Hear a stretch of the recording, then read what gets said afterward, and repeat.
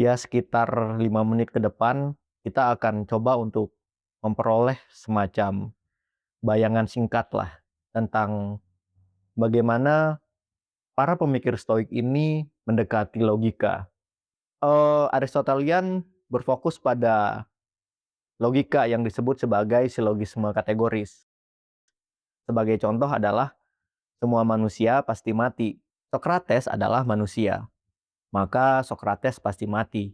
Para pemikir Stoik mencoba untuk mengembangkan logika yang disebut sebagai logika proposisional. Jenis logika ini mencoba untuk berfokus pada kebenaran atau kesalahan dari keseluruhan preposisi. Nanti kita lihat lebih lanjut. Nah, adapun salah satu komponen utama dari logika Stoik adalah penggunaan pernyataan jika maka atau yang kita sebut sebagai preposisi kondisional. Kita bisa berikan contoh seperti ini. Jika sekarang siang, maka ada cahaya. Nah, di sini teman-teman, para Stoik mencoba untuk mengajak kita mengeksplorasi bagaimana preposisi yang berbeda itu saling berhubungan dan bagaimana kebenaran itu dijaga melalui semacam operasi logis. Tetapi mengapa para Stoik begitu peduli dengan logika?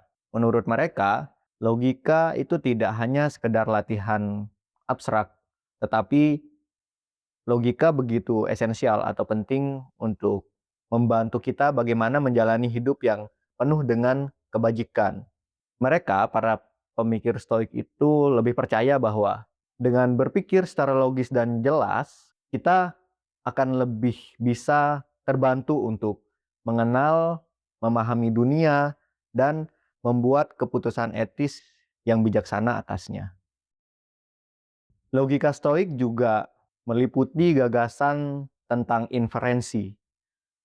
Inferensi ini sendiri adalah proses penalaran yang membawa kita dari satu atau lebih premis menuju pada kesimpulan. Sebagai contoh adalah semua manusia adalah rasional dan Zeno adalah manusia. Maka kita dapat menyimpulkan bahwa Zeno adalah rasional. Nah, proses logis semacam inilah teman-teman yang membantu para pemikir Stoik dan kita yang mempelajari tentang logika Stoik juga untuk menganalisis sebuah argumen dan menghindari kontradiksi.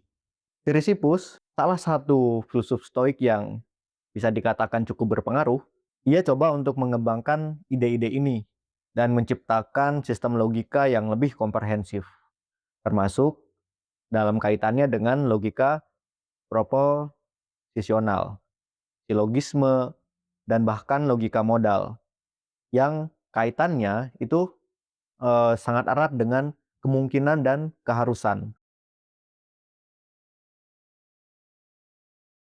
Nah, meskipun logika yang diajarkan oleh para pemikir Stoik ini nampak cukup rumit, prinsip-prinsipnya telah sangat mempengaruhi cara berpikir kita tentang bagaimana bernalar, bahkan beretika.